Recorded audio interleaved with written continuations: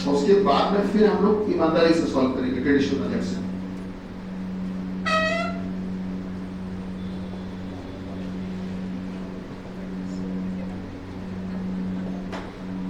Logical reasoning, तार्किक अभियोगिता बोलते हैं हिंदी में इसको, ठीक है। कथन पूर्वधारणा, कथन कार्रवाई की बातचीत हो चुकी थी।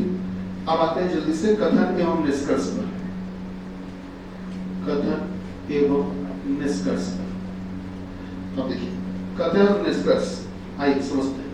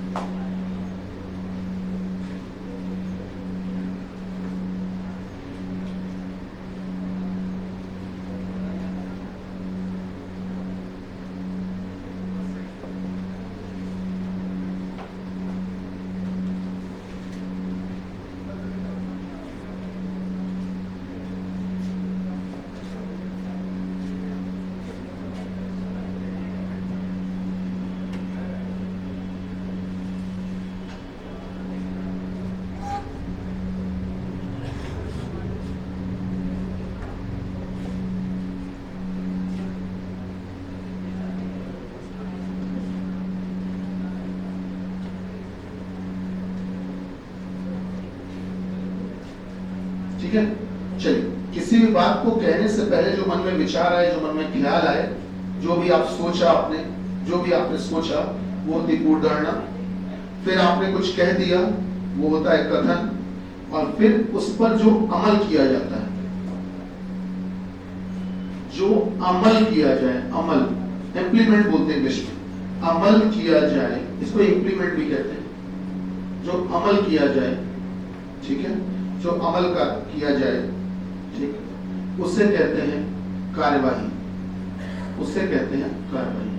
तो किसी भी बात को कहने से पहले जो आपने सोचा वो है पूर्वधारणा, फिर आपने कुछ कहा वो है कथन, फिर उस पर जो अमल किया कि भाई कहा तो देखो होता क्या ना, कहा था कथनी और करनी में अंतर।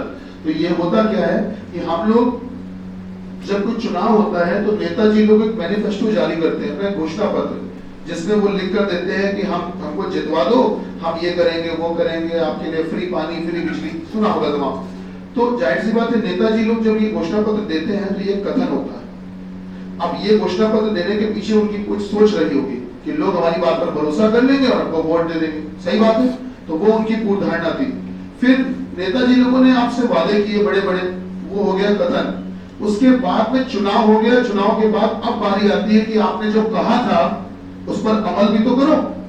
तो नेताजी लोग पूर्वधारणा तो मन में लाते हैं और वादे भी कर लेते हैं, लेकिन उस पर कार्यवाही नहीं करते हैं। समझ रहे हैं बात को?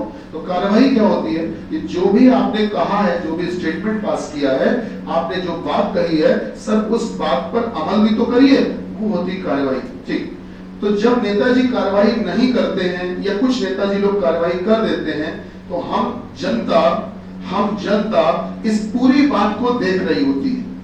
हम जनता इस पूरी बात को देख रही होते हैं और हम ये देखते हैं कि अरे ना देखो, मन में इनके ख्याल आया होगा कि चुनाव हम जीत जाएंगे, लोग हम पर भरोसा करेंगे, तो इन्होंने मन में इस विचार के चलते इन्होंने ये हमसे वादे किए और वादे करने के बाद ये मुकर गए, इन्होंने कार्रवाई नहीं की।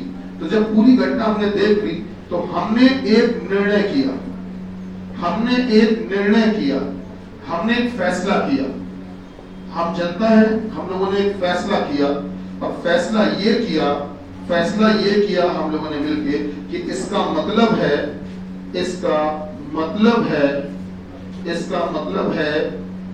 कि ये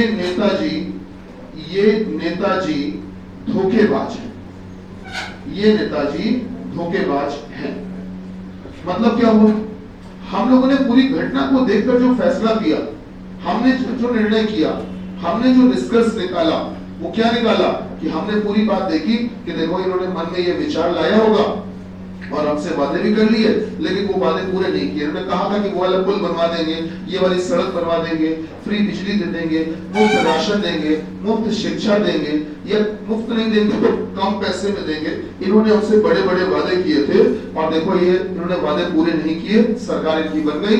तो हम जनता है, हमने जो फैसला किया वो निष्कर्ष होता है।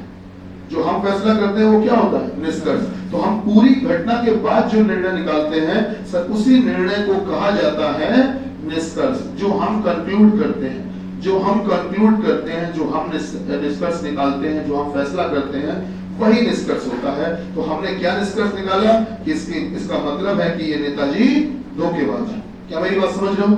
लेकिन वो तभी हम निकाल पाए जब हमने पूरी घटना को देख लिया। तो निष्कर्ष होती क्या चीज है? निष्कर्ष बस इतना होता है कि सर पूर्वधारणा, कथन और कार्यवाही से जो निकल कर आता है, जो निचोड़ निकल कर आता है, सर वही होता है निष्कर्ष। हमेशा ध्यान रखिएगा। तो होता यह है कि आपको पेपर में जब क्वेश्चन आएगा तो आपको वो पूर्वधारणा, कार्यवाही नहीं, आपको कथन देगा और निष्कर्ष देगा। आपको कथन देगा और निष्कर्ष देगा। तो आपको कथन से निष्कर्ष निकालना बड़ी अधूरी बात हो जाती है। तो कथन के लिए पूर्व धारणा आपको अपने मन से सोचनी पड़ेगी, कथन के लिए कार्यवाही आपको अपने मन से सोचनी पड़ेगी, और तब पूरी कहानी को रिलेट करना पड़ेगा, और तब निष्कर्ष निकालना पड़ेगा, तब निष्कर्ष निकालना पड़ेगा। बात समझ रहे हैं? जैसे आपसे कोई कथन कह दिया गया कि वर्षों से चले आ रहे, सुनिएगा, वर्षों से चले आ रहे विवादित केस अयोध्या में राम मंदिर, वर्षों से चले आ रहे विवादित केस अयोध्या में राम मंदिर का फैसला इस सरकार के द्वारा करवाया गया और राम मंदिर निर्माण का कार्य प्रारंभ करवाया गया। सुन लिया कथन? तो वो इस बात को किसी भी धर्म, जाति, विशेष समुदाय से मत जोड़ना, ये हम नॉर्मल सा स्टेटमेंट बोल रहे हैं।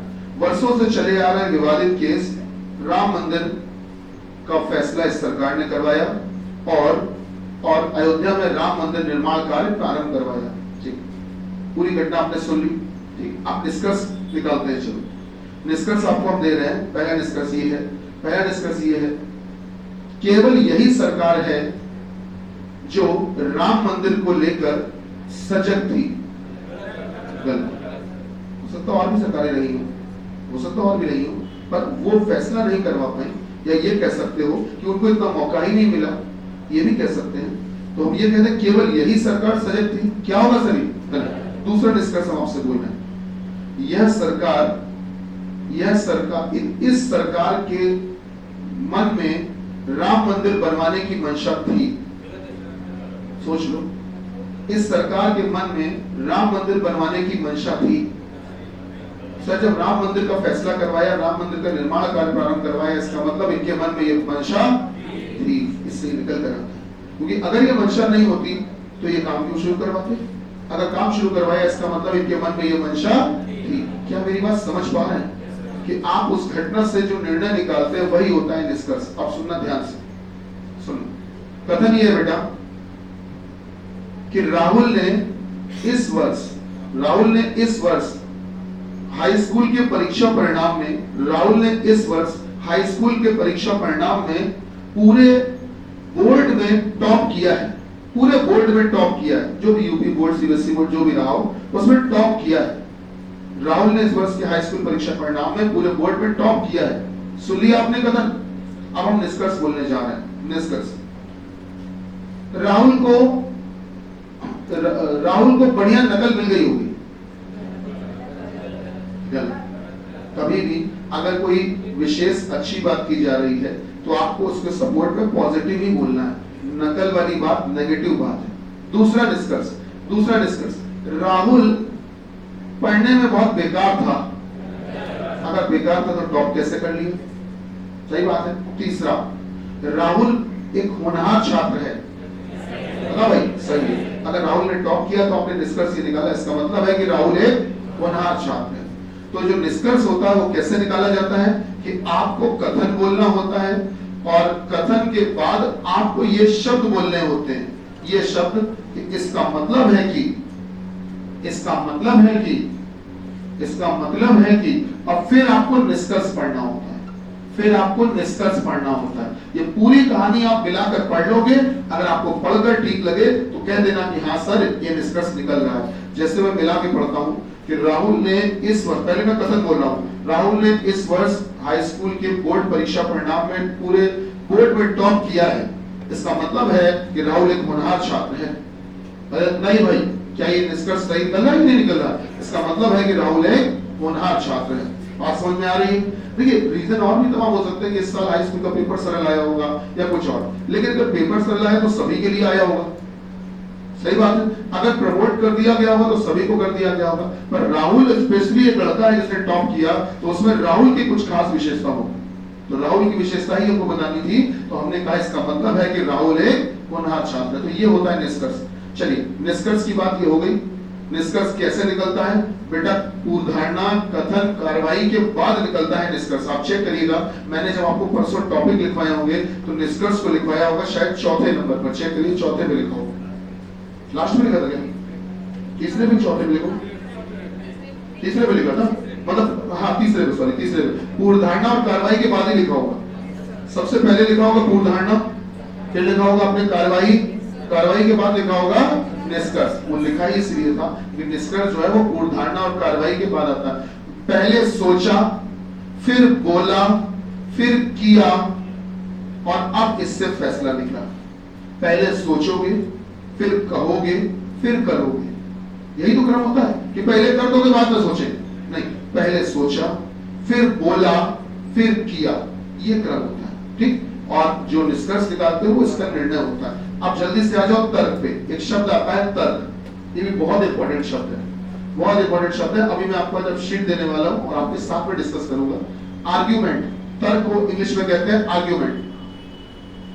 तर्क हिंदी में बोला जाए तो इतना बुरा नहीं लगता है, लेकिन इंग्लिश में जब आर्ग्यूमेंट शब्द आता है तो कुछ ऐसे वर्ड्स होते हैं जो नेगेटिव साउंड करते हैं, कुछ ऐसे शब्द होते हैं जिनका उच्चारण कुछ नकारात्मक सा होता है। जैसे एटीट्यूड, एक शब्द होता है एटीट्यूड। आमतौर पर लोग एटीट्यूड को बड़ा नेगेटिव वर्ड मानते हैं, जबकि ऐसा नहीं। एटीट्यूड का सही अर्थ होता है सर अंदाज। क्या अर्थ होता है? अंदाज। लोगों ने इसको बना दिया है घमंड। घमंड मतलब एटीट्यूड नहीं होता है सर, एटीट्यूड मतलब होता है अंदाज। जब वो एटीट्यूड एरोगेंस में बदल जाता है तब वो नेगेटिव होता है। अब जैसे वो व्यक्ति बहुत कम बोलता है, अरे उसका एटीट्यूड है, वो एटीट्यूड में नहीं है, वो एटीट्यूड में नहीं है, उसका एटीट्यूड है, ये अंदाज ही है उसका कम बोलता है, क्या करोगे? वो व्यक्ति जब भी बात करता है मुस्कुरा कर करता है, ये उसका एटीट्यूड है, अंदाज है। तो एटीट्यूड कोई नेगेटिव वर्ड नहीं होता है सर, लेकिन एटीट्यूड जब एरोगेंस में बदल जाता है तो नेगेटिव हो जाता है, तो नकारात्मक शब्द होता है। उसी प्रकार से आर्ग्यूमेंट जो होता है, ये नॉर्मली लोग सोचते हैं आर्ग्यूमेंट, क्यों आर्ग्यूमेंट कर रहे हो यार, क्यों आर्ग्यू कर रहे हो? तो लोग सोचते हैं आर्ग्यू मतलब बहस करना, ऐसा कुछ नहीं है। आर्ग्यू मतलब होता है सर अपनी बात रखना, अपनी बात कहना। आप किसी भी कथन के लिए, किसी भी बात के लिए जब आप तर्क देते हो तो तर्क मजबूत होना चाहिए। आप गौर करना कि जब कहीं पर कोई बहस चल रही होती है तो सब अपनी अपनी बात कहते हैं, तो किसी की बात बड़े ध्यान से सुनी जाती है, तो बात नहीं सुनी जा रही होती, उसका तर्क सुना जा रहा होता है कि वो इस बात के पीछे लॉजिक क्या दे रहा है। जैसे लिखो क्वेश्चन,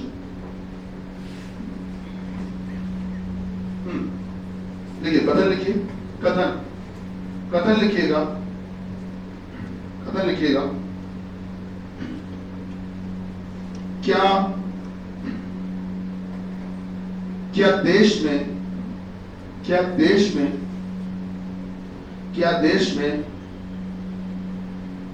पूरी तरह से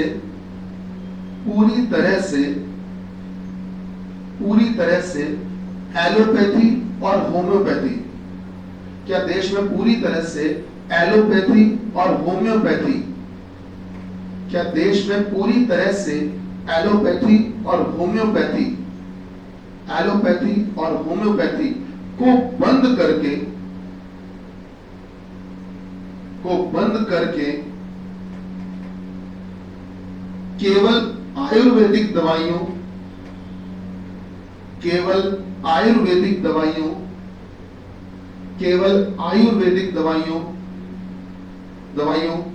पर निर्भरता, डिपेंडेंसी, आयुर्वेदिक दवाइयों पर निर्भरता बनानी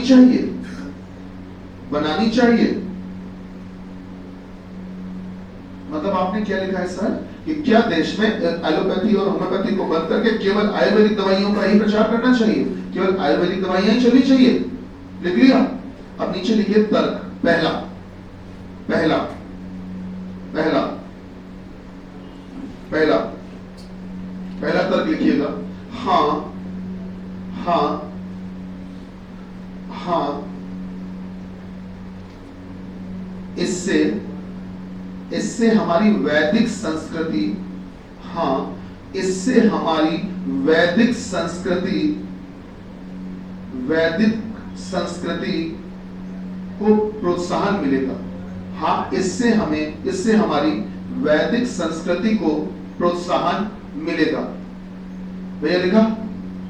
इससे हमारी वैदिक संस्कृति को प्रोत्साहन मिलेगा। दूसरा तर्क नंबर 2 लिखिए, तर्क नंबर 2 लिखिए, नहीं नहीं नहीं, क्योंकि क्योंकि क्योंकि अलग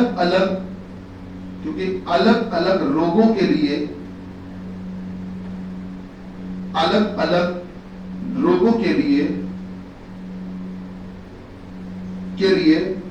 अलग अलग उपचार के माध्यम, अलग अलग उपचार के माध्यम परिस्थितियों के अनुसार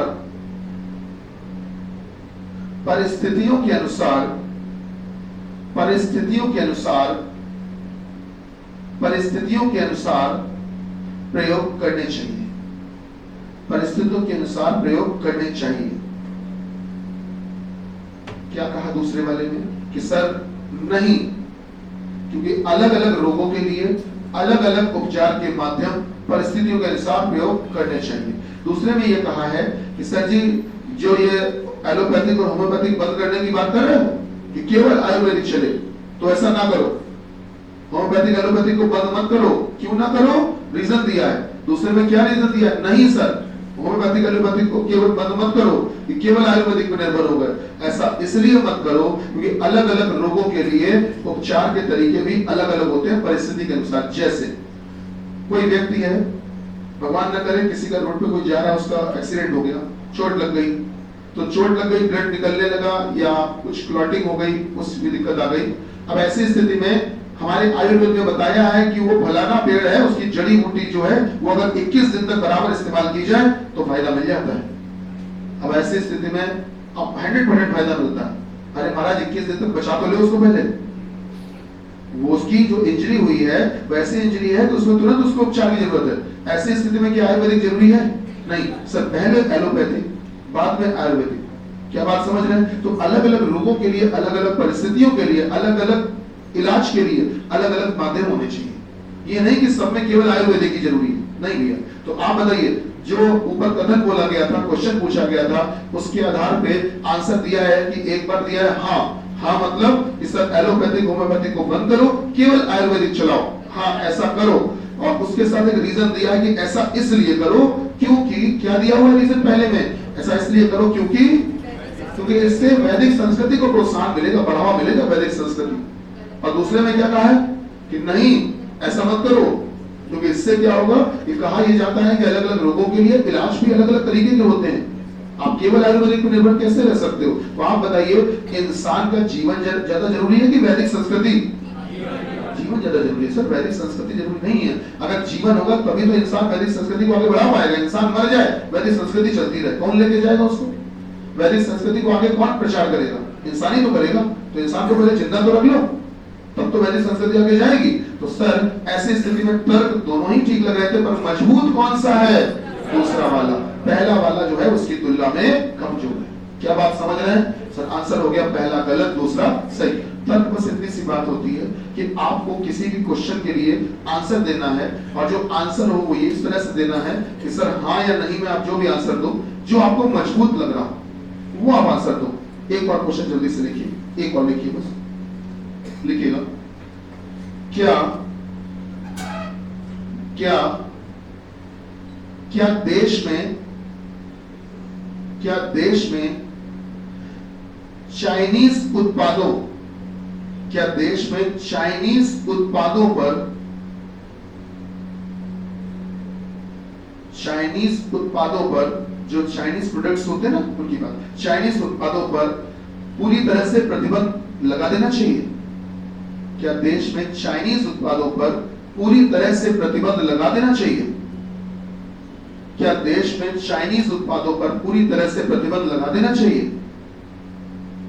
क्या देश में चाइनीज उत्पादों पर पूरी तरह से प्रतिबंध लगा देना चाहिए? सर सुना आपने? मतलब ये कह रहे हैं कि क्या चाइनीज प्रोडक्ट जो है उनको पूरी तरह से बैन कर दें हिंदुस्तान में, ये पूछ रहे हैं। अब नीचे है तर्क पहला, तर्क पहला, लिखिए पहला, हाँ हाँ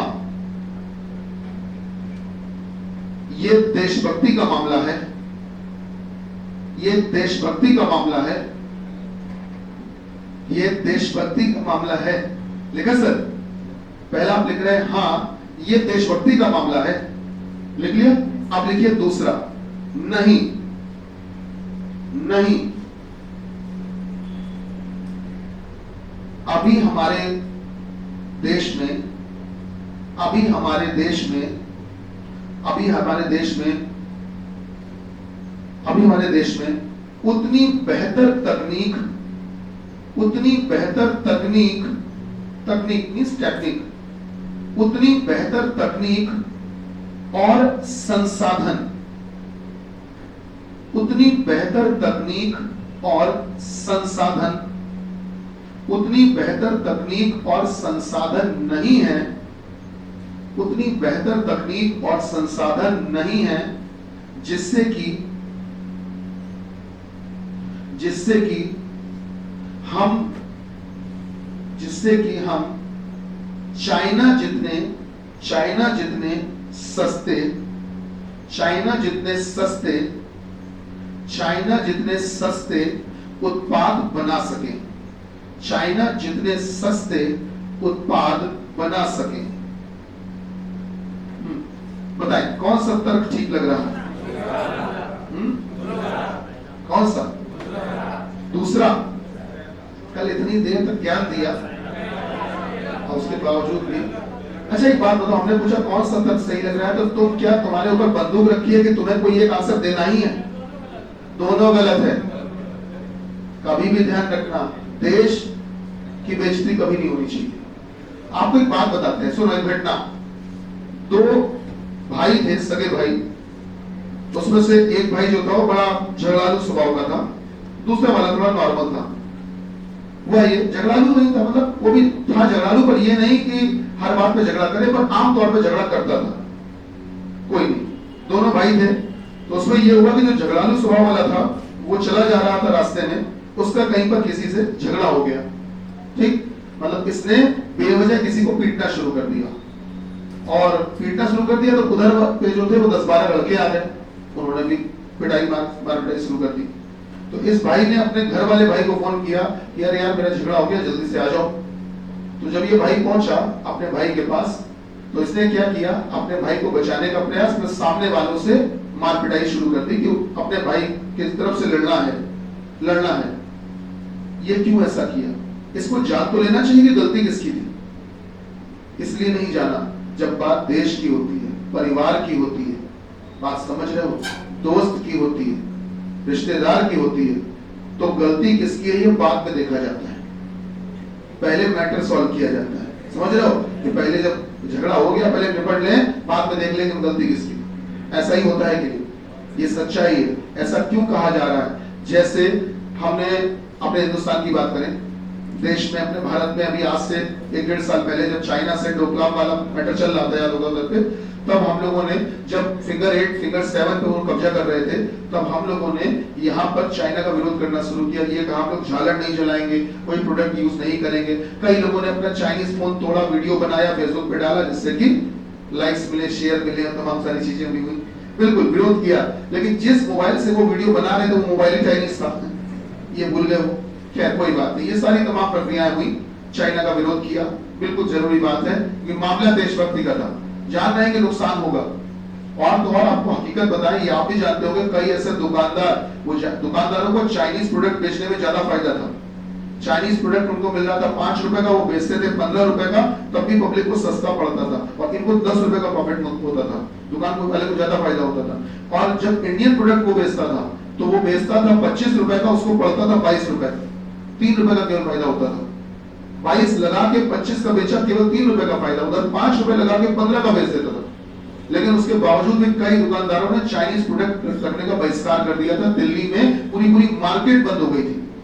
शायद आपको किसी को पता हो, मैंने फोटो देखी थी न्यूज़पेपर में और मैगजीन्स में भी आई थी फोटो, ये कि सर विरोध में, अरे टीवी न्यूज में भी आई थी कि सर कई दुकानदारों ने कहा कि हम चाइनीज प्रोडक्ट रखेंगे नहीं, क्योंकि मामला देश का आ गया। अब बात घर की नहीं है, घर में रोटी चले ना चले, घर में पैसा आए ना आए, परिवार पले ना पले, लेकिन बात देश की है तो पहले देश। क्या मेरी बात समझ रहे हैं? देश से बढ़कर कुछ नहीं। मुद्दे पे आते हैं। पहले वाले में अगर देखें तो पहले वाले में जो तर्क दिया है कि हाँ चाइनीज प्रोडक्ट का बहिष्कार करो, है तो क्या रीजन दिया पहले में? हाँ क्या दिया रीजन? क्योंकि ये मामला देशभक्ति का, ये कोई लॉजिक है? ये देशभक्ति का मामला है, ये कोई लॉजिक ही नहीं हुआ। पहला हटाइए, ये देशभक्ति का मामला, ये कोई लॉजिक नहीं। लॉजिक तो दो कि क्यों बंद करें, क्यों चाइनीज बंद करें, लॉजिक तो दो। पहले में बताओ चाइनीज बंद करने को लेकर कोई लॉजिक दिया? देशभक्ति बोल दिया। अरे कुछ लॉजिक तो दो कि चाइनीज क्यों बंद करें। पहला बेकार। दूसरे में देखो, दूसरे में ये कहा है, क्या कहा था? नहीं बंद मत करो, क्योंकि अभी हमारे देश के पास उतनी अच्छी टेक्निक और संसाधन नहीं है कि हम सस्ते प्रोडक्ट बना पाए। तो यार यहाँ पर भी अपने देश की बेइज्जती है कि हमारे पास उतनी टेक्निक नहीं है। अरे वो हमें पता है टेक्निक नहीं है, घर की बात घर में रखो, दुनिया को क्यों बता रहे हो? अरे हमारे पास कमी है, हम बुरे हैं, हमारे पास टेक्निक नहीं है, संसाधन नहीं है, रिसोर्सेज नहीं है, ठीक है हम बुरे हैं, मानते हैं, अभी हम कमजोर हैं, अभी विकासशील हैं, लेकिन दुनिया में प्रचार करने की क्या जरूरत है? अरे है तो है, लेकिन किसी को बताने की जरूरत थोड़ी ना है कि हम गरीब हैं, हमारे पास टेक्निक नहीं है, ये हम किसी से कहेंगे नहीं, क्योंकि अगर कहेंगे तो हम अपने देश को नीचे दिखा रहे हैं। पहली बात। दूसरी बात, एक और रीजन से आप इसको गलत कर रहे हैं, क्योंकि आपने तुलना की है। हमारे पास उतनी अच्छी टेक्निक नहीं है जितनी की चाइना के पास। तो दोनों ही कारणों से दूसरा वाला भी क्या होगा सर? गलत है। चलिए राजभैया जरा समाज में शीट चलवा दो। तो कथन उदाहरणा, कथन कार्यवाही, कथन तर्क, कथन निष्कर्ष, एक जल्दी से और हमें क्वेश्चन करवाएंगे आपको कारण एवं प्रभाव का। ठीक है, चलो शीट मिल जाती है तो उसी से करवाते हैं।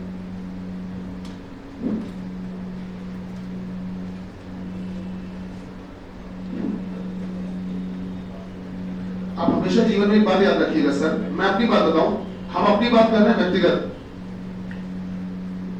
हम अपने आप को दुनिया का सबसे बेस्ट इंसान मानते हैं। नहीं, आप ही मानिए, हम ये नहीं कह रहे हम अपने आप को मानते तो आप भी हम ही को मानो, आप अपने आप को मानो, अपनी इज्जत खुद करो, अपनी तारीफ खुद करो, क्योंकि बेइज्जती करने के लिए तो सामने वाले बैठे ही हैं। अब तुम भी अपनी बेइज्जती कर लोगे तो इज्जत वाला बचे ही कौन? तो अपनी इज्जत खुद करनी चाहिए, खुद अपना सम्मान करो। तो अगर खुद का सम्मान करोगे तो जाहिर सी बात है कि खुद का सम्मान करने के लिए तुम्हें सम्मानजनक काम करने होंगे। तुम्हें लगेगा कि यार ये काम करेंगे तो अपनी नजरों में हम खुद गिर जाएंगे, तो आप काम अच्छे करोगे। तो मैं आपसे ये बात क्यों कह रहा हूं कि सर कभी भी कोई भी बात हो, कहीं पर भी हो, कुछ नेगेटिव मत बोला करो। जब भी सोचो पॉजिटिव सोचो, अच्छा ही सोचो, जब भी सोचो पॉजिटिव सोचो। डॉक्टर कलाम सर थे, जितना अभाव उनके जीवन में रहा है ना, विश्वास मानो तुममें से वो स्टूडेंट जो अपने आप को सबसे कमजोर, सबसे गरीब, सबसे लाचार स्टूडेंट अपने आप को समझता है, उससे भी ज्यादा लाचार थे डॉक्टर कलाम सर। अब अंदाजा लगाइए, डॉक्टर कलाम सर जितना लाचार, असहज, बेचारा कोई नहीं था। अरे पूरी तरह से बेचारे, कुछ भी उनके पास संसाधन नहीं थे, और उसके बावजूद भी कहां तक पहुंचे वो, सच्चाई सबको पता है। अखबार तक बांटे हैं, न्यूज़पेपर वेंडर थे, अखबार बांटते थे, और उनकी इच्छा थी कि हम एयरफोर्स में भर्ती होने गए, उनको भगा दिया गया, बोले आंखें सही नहीं तुम्हारी, कमजोर है। हाँ सीरियसली, उनको एयरफोर्स से भगा दिया गया। और जिस एयरफोर्स ने उनको भर्ती करने से मना किया था, उसी जगह पर तीनों सेनाओं के अध्यक्ष उनको सैल्यूट कर रहे थे। एयरफोर्स ने कहा तुम्हें हम सिपाही के तौर पर नहीं रख सकते अपने यहाँ, और उन तीनों सेनाओं के अध्यक्ष उनको सैल्यूट कर रहे थे जब वो राष्ट्रपति बने। अब अंदाजा लगा लीजिए डॉक्टर कलाम सर क्या थे। और डॉक्टर कलाम सर को उन्होंने स्पेशल फाइटर विमान में बैठा के यात्रा करवाई थी। शायद अगर किसी को याद हो, डॉक्टर कलाम सर को फाइटर जेट में बैठा के यात्रा करवाई थी, और पहले कह रहे थे कि तुम अंदर मत आ जाना, सिपाही नहीं बनने देंगे तुम्हें, तो इस लायक हो ही नहीं, आंखें तुम्हारी कमजोर है। और बाद में उन्हीं डॉक्टर कलाम सर को रिस्पेक्ट के साथ में सर फाइटर जेट में बैठा के यात्रा करवा रहे थे। तो आप सोचिए, पॉसिबल तो है ना, सब कुछ संभव है इस दुनिया में।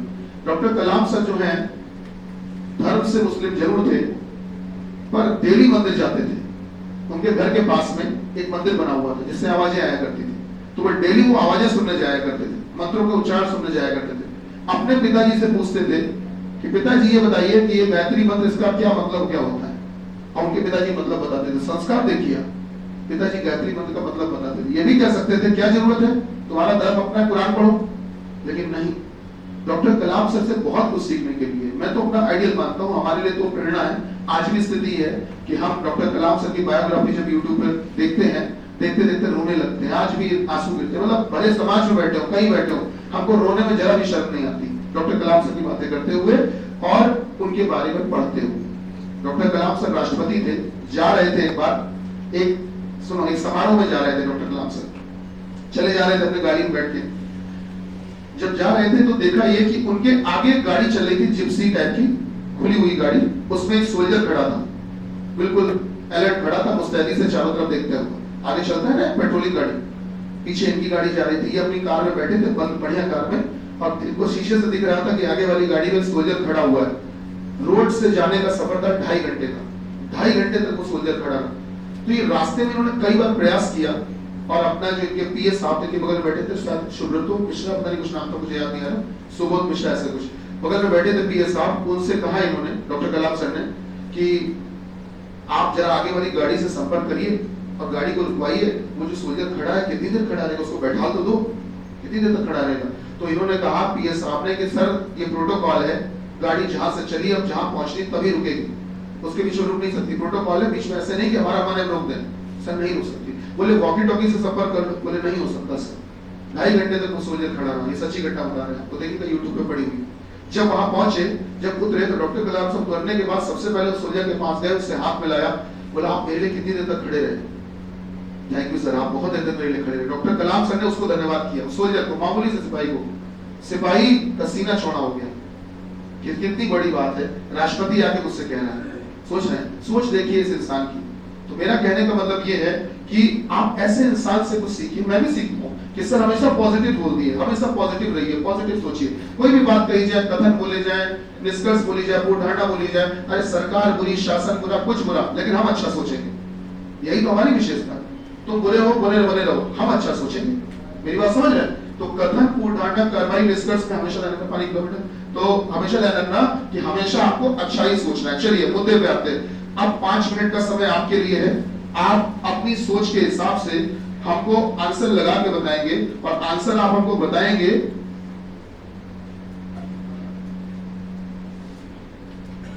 मैं बोलता हूं, हम आपसे कौन से क्वेश्चन पहले करवाना चाहेंगे। चलो आज हम एक काम करते हैं भैया, क्वेश्चन नंबर 28 से शुरू करते हैं। 28, 29, 30, 31 पहले इन पर आते हैं। 28, 29, 30, 31 पहले हम लोग इन पर आते हैं। 28, 29, 30, 31 अपने हिसाब से फैसला करिए, कथन पढ़िए और अपने हिसाब से फैसला करिए।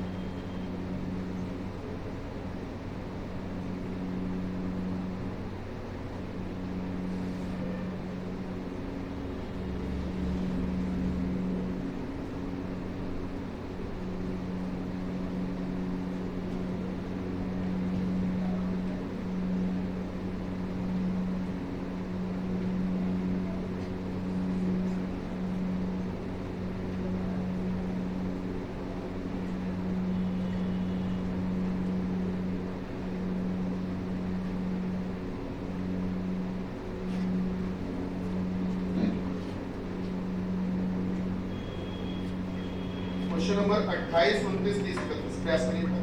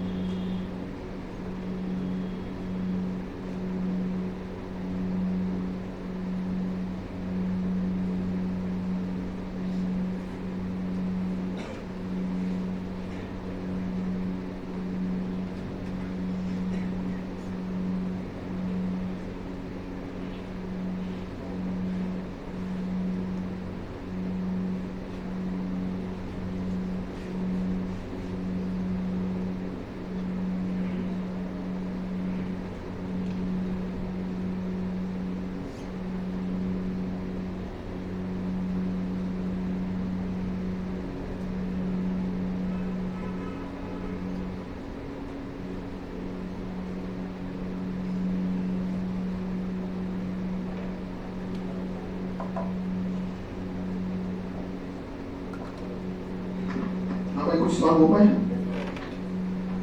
क्वेश्चन नंबर 28 का आंसर है पहला और दूसरा दोनों सही, टिक कर लीजिए। क्वेश्चन नंबर 29 का आंसर है, मतलब ऑप्शन ही बोल दे रहे हैं चलो। क्वेश्चन नंबर 28 का आंसर है डी, चौथा ऑप्शन। 29 का आंसर है ए ऑप्शन, ए। 30 का आंसर है ई ऑप्शन, पांचवा ई। और 31 का आंसर है डी ऑप्शन, चौथा। चलिए शुरू करते हैं। जैसे 28 देखिए क्या कहा गया, क्या संक्रामक वायरल इन्फेक्शन की को तेजी से फैलने से रोकने के लिए सरकार को सभी शिक्षण संस्थानों को 1 महीने के लिए बंद कर देना चाहिए या बंद करने के आदेश देने चाहिए। मतलब जो कंटेजियस डिजीज है, जैसे कि जो इन्फेक्शन हो जाती है, मतलब ये कह सकते हो कि जैसे वायरल इन्फेक्शन है जो कि संक्रमण से फैल रहा है, ठीक है, संक्रमण से फैलने वाले वायरल इन्फेक्शन को तेजी से रोकने के लिए, अभी बीच में सुना होगा वायरल फीवर स्टार्ट हुआ था, तो हर दूसरे व्यक्ति को बुखार आ रहा था, तो वायरल इन्फेक्शन होता है, ठीक है, एक से दूसरे, दूसरे से तीसरे में पहुंच जाता है। तो इसी प्रकार से वायरल इन्फेक्शन को तेजी से फैलने से रोकने के लिए सरकार को सभी शिक्षण संस्थानों को क्या 1 महीने के लिए बंद करने के आदेश दे देने चाहिए? क्या ऐसा करना चाहिए? अब सुनिए, पहला बोला नहीं, ऐसा नहीं करना चाहिए सरकार को। क्यों नहीं करना चाहिए? क्योंकि वायरल इन्फेक्शन को फैलने से रोकने के लिए शिक्षण संस्थानों को बंद करना ही एकमात्र उपाय नहीं है। कि आप सोचो कि शिक्षण संस्थान बंद कर तो काम चल जाएगा, क्या ये एकमात्र उपाय है? तो गलत है, पहला तो गलत है सर, तो गलत मतलब सही है, पहला तो सही है। अब दूसरा सुनिए, नहीं, शिक्षण संस्थानों को बंद करना ठीक नहीं रहेगा। क्यों नहीं रहेगा?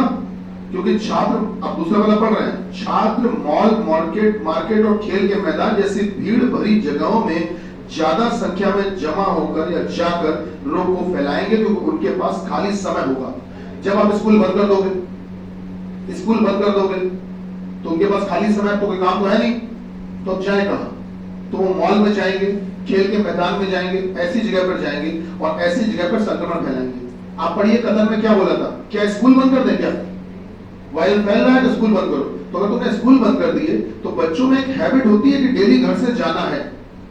अब वो जहां जाते हैं, आप बताएं आपको यूनिफॉर्म क्यों पहनाई जाती है? हर एक चीज के पीछे एक मंशा होती है। जो यूनिफॉर्म पहनाई जाती है कि जब स्कूल में बच्चे पहुंच के यूनिफॉर्म पहन के जाते हैं तो सभी बच्चे एक ड्रेस में जाते हैं, तो वहां पर उनमें किसी प्रकार का भेदभाव नहीं आना चाहिए कि ये बच्चा गरीब घर से आया या अमीर घर से आया, सारे बच्चे एक जैसे लगने चाहिए।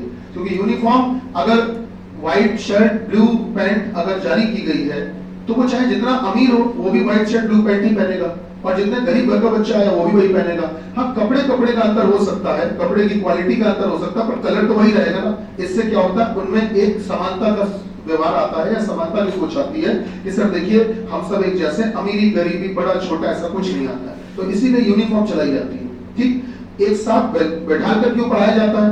वो एकता के लिए, जिससे वो एक होकर कोई बात को समझे और किसी बात पर निर्णय ले। ये भी एक लेसन होता है, इसलिए उनको एक साथ बुलाया जाता है। आप समझ रहे हैं? स्कूल इसीलिए कहा जाता है छोटे बच्चों को स्कूल जरूर भेजना चाहिए, उससे उनको बहुत कुछ सीखने को मिलता है। पढ़ाई के अलावा ये संस्कार बहुत जरूरी होता है, ठीक है ना। अभी बीच में हमारे घर में हमारा भतीजा और भतीजी वज्र शैतान हो गए। वज्र शैतान मतलब समझ रहे हो, मजे खुरापाती। वो जो भतीजा है वो दिन भर, शायद कोई ऐसी हॉलीवुड की मोटरसाइकिल नहीं बची होगी जो महाराज ने बनाई ना हो, वो घर पे पता नहीं क्या क्या चीजें मंगवाया करता है, मम्मा ये मंगवाइए वो मंगवाइए, और जोड़ जाड़ के क्या बनाया करता है। और बीच बीच में तो एक तो बड़ी बड़ी बना दी उसने, मतलब छत बैठने लायक नहीं लेकिन थोड़ी सी बड़ी बना दी मोटरसाइकिल। और जो भतीजी है उसका क्या बताएं, वो ये समझ लो कि विश्व की नंबर 1 की मेकअप आर्टिस्ट बन गई होगा। हाँ, वो मेकअप में जितनी चीजें होती होंगी गुड्डा गुड़िया को सजाने के लिए, वो सारे एक्सपेरिमेंट किया करती है। वो अब ये पहना देगी, अब वो बाल तिरछे कर देगी, इधर लाल कर देगी, पीले कर देगी, जाने क्या कर। स्कूल जाने के अलावा सब कुछ, पढ़ाई के अलावा सब कुछ करेंगे दोनों। तो हमको दिखाओ उनका भविष्य खतरे में दोनों का, कि ये क्या कर रहे हैं। एक ऑटोमोबाइल्स की दुनिया में अपनी फ्यूचर ढूंढ रहा है और एक जो है वो मेकअप आर्टिस्ट बनी जा रही है। तो ऐसी स्थिति में मास्टर साहब के भतीजा भतीजी क्या बनना है, कल को 4 लोग कहेंगे और बेइज्जती अलग से होगी। तो हमें तो लगा कि यार हमें उनकी नहीं, हमको अपनी इज्जत का खतरा लगा। तो कहने का मतलब ये चीजों का एक लबोलुबाब, एक कंक्लूजन क्या है, वो ये है सर, स्कूल जाना बहुत जरूरी था। केवल पढ़ने के लिए नहीं, क्योंकि पढ़ना तो ऑनलाइन भी चल रहा था, पढ़ाई तो चल ही रही थी, लेकिन स्कूल न जाने से और बड़े नुकसान हुए। बच्चों में स्वभाव में बदलाव आ गया। आपके घर में छोटे बच्चे होंगे, आपने देखा होगा, स्वभाव में बदलाव आ गया। अब वो जल्दी बात सुनते होते नहीं है, सच्चाई है। वो नहीं सुनते, पापा मम्मी को भी हल्के में लेते हैं। वही पापा मम्मी सुबह शाम दिखा करते हैं, क्या पहले तो डर रहता था, है ना, लेकिन अब नहीं, अब हल्के में लेते हैं उनको भी। तो कहने का मतलब स्कूल भी आवश्यक होता है। तो खैर मुद्दे पे आते हैं सर, क्या संक्रामक वायरल इन्फेक्शन को तेजी से फैलने के लिए सारे स्कूलों को बंद कर देना चाहिए? तो पहले मैं कहा नहीं, बंद नहीं करना चाहिए। क्यों नहीं करना चाहिए? क्योंकि सर यही एक मात्र उपाय नहीं है कि तुम स्कूल बंद कर दो, ऐसा नहीं है कि केवल यही एक मात्र उपाय। पहला वाला सही हो गया। दूसरा सुनो, नहीं मत बंद करो स्कूलों को, क्योंकि जब बंद करोगे तो बच्चे खाली बैठेंगे, और खाली बैठेंगे तो मॉल में आएंगे, मार्केट जाएंगे, खेल के मैदान में जाएंगे, वहां भीड़ जमा करेंगे, वहां पे इन्फेक्शन फैलाएंगे। तो दोनों ही तर्क सही है। तीसरा वाला सुनिए, हाँ बंद कर देना चाहिए स्कूलों को। क्यों करना चाहिए? हाँ में सुनो, हाँ इसलिए करना चाहिए क्योंकि युवकों को वायरल इन्फेक्शन जल्दी लगता है, इसलिए उन्हें घर में ही रहना चाहिए। ये कौन सा तर्क हुआ कि युवकों को वायरल इन्फेक्शन जल्दी लगता है इसलिए उनको घर में ही रहना चाहिए? ये कोई तर्क नहीं हुआ।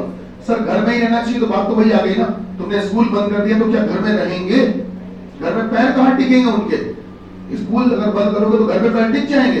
घर में नहीं पैर टिकेंगे। तो सर बताइए कौन सा तर्क मजबूत है, पहला और दूसरा? एक और सुन लीजिए, 29वां। ये बहुत अच्छा क्वेश्चन। क्या ये आरबीआई ग्रेड बी में आया है? आरबीआई ग्रेड बी बैंक का सबसे बड़ा एग्जाम माना जाता है। इससे बड़ा बैंक का कोई एग्जाम होता ही नहीं, आरबीआई ग्रेड बी। एक बार आरबीआई का वैकेंसी आई थी ग्रेड बी ऑफिसर की, तो उसमें अंजलि मैम भी उस समय स्टूडेंट रहा करती थी। तो अंजलि मैम ने एग्जाम दिया था, तो उस समय 14 लोग पास किए गए थे, 14 लोग 40। तो पूरे लखनऊ, कानपुर, मतलब आसपास जितने भी ये क्षेत्र हैं, पूरा यूपी की बात बता रहा हूं मैं। तो जैसे लखनऊ में आरबीआई है, कानपुर में है, ऐसे तमाम जगह। तो जब पास किए गए 14 लोग इस रैंक के लिए, तो इंटरव्यू के लिए बुलाया गया। तो उस समय मैम स्टूडेंट थी, बिल्कुल शुरुआती दौर रहा था, तो स्टूडियस थी, तो पास हो गई। इंटरव्यू के लिए गई, जब आरबीआई में इंटरव्यू के लिए गई तो मैम के साथ ये वाकया हुआ कि आरबीआई का इंटरव्यू बहुत क्लासिक इंटरव्यू होता है, जबरदस्त शानदार इंटरव्यू, छोटा मोटा इंटरव्यू होता ही नहीं, जैसे आईएएस का इंटरव्यू चला। बड़ा सा एक कमरा था, बहुत वीआईपी सारा हिसाब किताब था, अंदर जो सोफा पड़ा था वो ऐसा है कि उसमें बैठ जाओ तो अंदर घुस जाओ, वीआईपी सोफा। अब सोचो एक बच्चा जिसने अभी छोटी सी उम्र में शुरुआत की, तैयारी की, उसको सिलेक्शन हो गया, इंटरव्यू देने गया, तो उस सोफे में बैठेगा तो वो सोफा और वो बच्चा कोई कॉम्बिनेशन ही नहीं लगेगा, है? उसके बाद में जब इंटरव्यू के लिए बुलाया गया तो मैम को उन्होंने इसलिए डिस्क्वालीफाई कर दिया। बोले आप, मैम से पूछा कि आप जॉब करेंगी तो क्या आपकी सोच रहेगी, क्या प्लानिंग रहेगी, आरबीआई ग्रेड बी ऑफिसर बनने जा रही हैं? तो बोले कि मैं बहुत मेहनत लगन से काम करूंगी और पूरे डेडिकेशन के साथ में सारी बातें बताई। तो उनका कहना यह था कि अब जिस पोस्ट के लिए इंटरव्यू ले रहे हैं उसमें डेडिकेशन की जरूरत ही नहीं है। आरबीआई में कोई अकाउंट खुलवाता ही नहीं, आरबीआई में अकाउंट खुलता है क्या? आरबीआई बैंकों का बैंक होता है, वहां कोई अकाउंट नहीं होता किसी का कि हम जाके अपना अकाउंट आरबीआई खुलवा लें, ऐसा नहीं होता। आरबीआई में बैंकों का अकाउंट होता है, कस्टमर का, कंज्यूमर का अकाउंट नहीं होता है। वहां पर जो कंज्यूमर होते हैं वो यही बैंक होते हैं। तो सर बोले डेडिकेशन, बोले डेडिकेशन की जरूरत ही नहीं है, यहाँ नौकरी तो अनाम की है, और आप चूंकि अभी युवा वर्ग में है तो आप जब आएंगे तो आप पूरे उत्साह के साथ में काम करेंगे तो पूरे सिस्टम को बिगाड़ के रख देंगे आप। ये सब बताया गया उनको, पूरे सिस्टम को आप बर्बाद कर देंगे, क्योंकि यहाँ पर जो माहौल है वो पेशेंस, काम माहौल होना चाहिए, बिल्कुल नॉर्मल होना चाहिए। यहाँ पर जो फैसले हैं वो बहुत स्थिरता के साथ लेने चाहिए। और आप इतने एक्साइटेड होके आएंगे, भाई युवा वर्ग से आ रहे हैं तो आप पूरे जोश मतलब होश और जोश के साथ काम करेंगे। तो आप पता चला दिन भर में काम होना चाहिए इतना, आप 1 महीने काम निपटा दें, तो बाकी लोगों में एक कहीं ना कहीं इस बात को लेकर कॉन्स्पिरेसी बनेगी, या ये कौन सा तरीका है? तो इसलिए आप माहौल खराब कर देंगे। अभी आप उस एज पर नहीं है, जब आप उस एज पर आ जाएंगे तो इस पोस्ट के लिए आप डिजर्विंग कैंडिडेट मानी जाएंगे। सोच लीजिए वो एज एक फैक्टर बना और उन्होंने उस रैंक के लिए उनको डिस्क्वालीफाई किया, बता के किया कि हम इसलिए कर रहे हैं। ये स्थिति हुई, तो इसमें उनको बिल्कुल भी बुरा नहीं लगा, हमसे बोलने को लगा हो तो मतलब ये कहने का ये है कि बुरा इसलिए समझौता नहीं लगना चाहिए। मेरा मानना ये है कि चलिए यही सीखने को मिला कि आरबीआई ग्रेड बी एक बड़ी रैंक होती है, उसमें मैच्योरिटी बहुत मायने रखती है, इसलिए ऐसा रहा होगा। तो अब इसमें आते हैं, तो ये क्या चीज है, बोला क्या गया कि क्या सरकार को बिजली का प्रयोग प्रत्येक परिवार की जरूरत पर निर्भर करते हुए सीमित कर देना चाहिए? सीमित कर देना चाहिए मतलब यह कि कोई भी परिवार कितने यूनिट बिजली यूज करेगा और सरकार फिक्स कर दे, इससे ज्यादा यूनिट करेगा ही नहीं, फिक्स कर दे। क्या सरकार को सीमित कर देना चाहिए?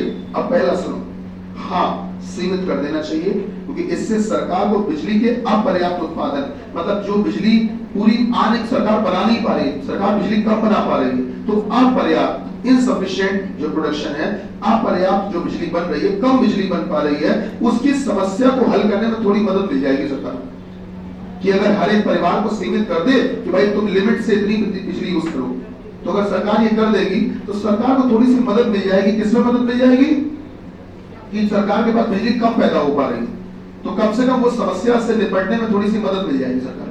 तो ठीक है, जब भी परिवार में दिक्कत आती है तो घर के सभी सदस्य अपने बजट से थोड़ी कटौती कर लेते हैं। हमारे पिताजी की सैलरी अगर थोड़ी सी कम हो गई कोरोना के चलते, लॉकडाउन के चलते, तो जरूरी है कि हम अपने भी खर्च अभी भी उतने ही खर्च रखें जितने पहले थे। अरे कुछ खर्चे कंट्रोल कर ले, कुछ दिनों की बात है, जब वापस से इनकम पहले जैसी होने लगेगी तो फिर से खर्चे हम पहले जैसे करने लगेंगे। सच्चाई है ना? तो यही चीजें हम आपसे जानना चाहते हैं कि क्या ये सोच आपके अंदर है? क्या सरकार को बिजली का प्रयोग प्रत्येक परिवार की जरूरत पर निर्भर करते हुए, मतलब परिवार की जितनी जरूरत है, तो मैं महीने में 300 यूनिट तुम बिजली जलाते हो, चलो तुम्हारी इतनी जरूरत है, चलो फिक्स कर देना, अब 300 से ज्यादा ना करना ले। हाँ तो क्या गलत कर दे? आपसे पूछ लिया ना कि जरूरत कितने की है, उसके बाद ही तो फिक्स किया उन्होंने, पूछ के किया ना फिक्स। ऐसा तो नहीं किया कि अपने मन से कि जाओ 200 यूनिट से ज्यादा करोगे ही नहीं, जरूरत पर निर्भर करते हुए। जरूरत क्या लिखा हुआ है? क्या सरकार को बिजली का प्रयोग प्रत्येक परिवार की जरूरत पर निर्भर करते हुए सीमित कर देना चाहिए? जितनी आवश्यकता उतनी ही देंगे, परेशान ना उससे ज्यादा देंगे नहीं, तो कर देना चाहिए। हाँ, इससे सरकार को बिजली के अपर्याप्त उत्पादन की समस्या को हल करने में मदद मिलेगी। अगर सरकार को मदद मिलती है तो हम मदद करने को तैयार हैं, हम आगे हाथ बढ़ाने को तैयार हैं, बिल्कुल सही है। दूसरा सुनिए, नहीं, प्रत्येक नागरिक को अपनी जरूरत के हिसाब से बिजली की खपत का अधिकार है, क्योंकि वे बिजली का बिल देते हैं। हम बिल देते हैं, जितना मर्जी उतना यूज करेंगे। ये तो गंवारों वाला आंसर हो गया कि हम बिल देते हैं, पैसे देते हैं, फ्री लेते हैं क्या? हम जितना जरूरत उतना लेंगे बिजली, जाओ तुम्हें ऐसे क्या होता, पैसे दे रहे हैं तुम्हें तो फ्री तो ले नहीं रहे, दो बिजली में जितनी चाहिए। ये तरीका गंवारों वाला। क्या मेरी बात समझ रहे हैं? ये कोई अच्छी सोच नहीं है सर। दूसरा वाला बेकार है शायद, लेकिन बुरा न मानना, तुम में से किसी के मन में आया जरूर होगा ये। सही बात है, पैसे दे रहे हैं, फ्री थोड़ी ले रहे हैं, हमें जितना बिजली चाहिए उतना दो। मन में आया था? अब नहीं आएगा ना? अब नहीं लाना बेटा इसको, ठीक है? ये गलत है, नेगेटिव सोच है, अच्छी सोच नहीं है। तीसरी सोच, नहीं, सरकार को बिजली फिक्स नहीं करनी चाहिए। क्यों नहीं करनी चाहिए? क्योंकि बिजली के प्रयोग की सीमा तय करने के लिए सरकार के पास मशीनरी नहीं है। सरकार के पास वो मशीनरी नहीं है जिससे वो बिजली की सीमा तय कर पाए कि किसको कितनी वाट, किसको कितने वाट, वो मशीनरी नहीं है। सर गलत है। तो आंसर क्या हुआ बोलो? पहला, क्या बात थोड़ी बहुत पल्ले पड़ी? बस पूरी बात का एक निष्कर्ष ये निकलता है, सरकार, देश, समाज, लोकतंत्र, संविधान, न्यायपालिका, हमेशा इनके पक्ष में सोचा करो, इनके बारे में, इनके बेहतरी के बारे में सोचा करो, ठीक है? चलिए, कल ये शीट आप लेकर आएंगे। मेरे पास आंसर अभी भी पूरे हैं, लेकिन मैं कल बोलूंगा पूरे आंसर, ठीक? कल मैं पूरी शीट के आंसर बोलूंगा, फिर डिस्कशन करेंगे। धन्यवाद। भारत माता की जय।